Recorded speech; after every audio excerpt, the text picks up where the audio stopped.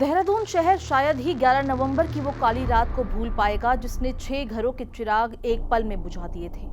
ONGC चौक पर आधी रात बेलगाम गति से दौड़ती कार और कंटेनर की भिड़ंत में जिस तरह दो युवकों की कटी हुई गर्दन और शवों के चीथड़े इधर उधर सड़क पर फैले हुए थे, उसने हर किसी को झकझोर कर रख दिया था। इस भयावह दुर्घटना में युवाओं की बेलगाम गति से दौड़ती हुई कार तो एक कारण थी ही, लेकिन उससे भी बड़ा कारण था पुलिस की रात्रि चेकिंग व्यवस्था ध्वस्त रहना।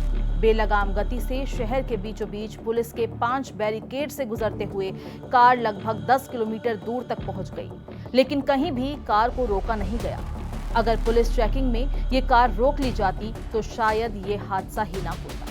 अब सुप्रीम कोर्ट की रोड सेफ्टी कमेटी की ओर से इस प्रकरण में शासन से रिपोर्ट तलब किए जाने के बाद ये माना जा रहा है कि न केवल इस दुर्घटना के असल जिम्मेदार सरकारी तंत्र पर कार्रवाई हो सकेगी, बल्कि शायद सरकार ऐसे कदम भी उठाएगी जिससे भविष्य में ऐसी घटनाओं की पुनरावृत्ति ना हो। इस कार दुर्घटना के बाद शासन, जिला प्रशासन, पुलिस और परिवहन विभाग ने अपने स्तर पर अलग अलग कदम उठाए, लेकिन जो 6 युवा असमय काल का शिकार बने, उनके परिवार वाले शायद ही इस सदमे से कभी उभर पाएंगे। देहरादून, जो कभी शांत और सुकून भरा शहर माना जाता था, वहां अब हादसों की बढ़ती संख्या काफी चिंताजनक है।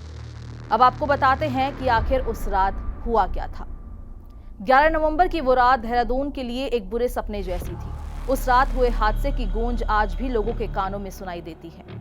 कार की छत पूरी तरह से गायब थी और सीटों के बीच लाशें फंसी हुई थी। इस हादसे से पहले का एक वीडियो सामने आया था जिसमें 7 छात्र एक कमरे में पार्टी करते हुए नाच गाकर खुशियां मनाते हुए नजर आ रहे थे। बताया जा रहा है कि पार्टी खत्म करने के बाद ये सभी दोस्त नई इनोवा कार में घूमने के लिए निकले थे। उन्हें पता भी नहीं था कि ये सफर उनकी जिंदगी का आखिरी सफर बन जाएगा। पुलिस को इनमें एक युवक के मोबाइल फोन से मिले इस वीडियो में सभी दोस्त खुशियां मनाते हुए दिखाई दे रहे हैं। वो ठहाके लगा रहे हैं। बस महज कुछ ही घंटों बाद ये हंसता खेलता चेहरा हमेशा के लिए खामोश हो गया। इस दुर्घटना में 6 युवाओं की जान चली गई। ये कार जब देर रात जाखन से निकली तो विपरीत दिशा में नीचे यानी शहर की तरफ आ रही थी। बेलगाम गति पकड़ चुकी कार को पैसिफिक मॉल के पास एक कर्मचारी ने देखा तो पुलिस को इसकी सूचना दी गई, लेकिन पुलिस ने तत्परता नहीं दिखाई। फिर ये कार पुलिस की ओर से लगाई गई कैनाल रोड, दिलाराम बाजार और घंटाघर की बैरिकेडिंग तक लगभग 6 किलोमीटर बिना रोक टोक पहुंच गई, जबकि कार पर नंबर प्लेट भी नहीं लगी हुई थी। घंटाघर से ये कार 3 किलोमीटर दूर बल्लूपुर चौक बैरिकेडिंग तक जा पहुंची, लेकिन यहां भी कार को रोका नहीं गया। कार गड़ी कैंट की ओर मुड़ी और करीब 800 मीटर दूर जाकर दुर्घटना का शिकार हो गई। पुलिस और परिवहन विभाग शहर में रात्रि चेकिंग के लाख दावे कर रहे थे, लेकिन इस दुर्घटना ने दोनों की चेकिंग व्यवस्था की पोल खोलकर रख दी। दून में पुलिस और परिवहन विभाग की चेकिंग व्यवस्था का अंदाजा इस बात से लगाया जा सकता है कि युवाओं की कार के आगे आया कंटेनर, जो HR नंबर का था, बीते 11 वर्ष से बिना फिटनेस दौड़ रहा था। गुरुग्राम के RTO कार्यालय में BRC प्राइवेट लिमिटेड के नाम 12 अगस्त 2009 को पंजीकृत इस कंटेनर का फिटनेस प्रमाण पत्र 16 अगस्त 2013 को समाप्त हो गया था, जबकि टैक्स और बीमा 31 मार्च 2015 को खत्म हो चुका था। कंटेनर के चालक साइड से फ्रंट शीशा टूटा हुआ था और इस पर रिफ्लेक्टर टेप और पंजीयन नंबर प्लेट तक नहीं थी। खस्ताहाल होते हुए भी ये कंटेनर बेधड़क दून की सड़कों पर दौड़ रहा था।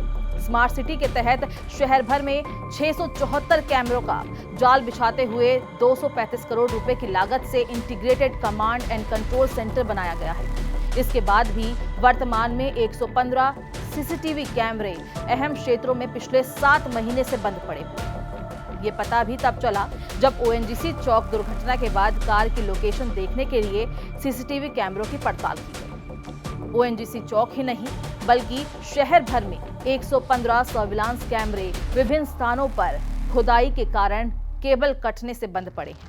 कई प्रतिष्ठित बोर्डिंग स्कूल, कॉलेज, विश्वविद्यालय और कोचिंग संस्थान होने के कारण देहरादून को एजुकेशन हब के नाम से भी जाना जाता है। देश के विभिन्न राज्यों से यहाँ छात्र पढ़ने आते हैं, लेकिन इनमें कुछ छात्र छात्राएं अपनी ही लापरवाही के कारण जिंदगी से हाथ धो बैठते हैं। इसकी सबसे बड़ी वजह देर रात देहरादून में होने वाली पार्टियां और लॉन्ग ड्राइव का जुनून है। पिछले कुछ माह में हुई दुर्घटना की असल वजह भी यही रही।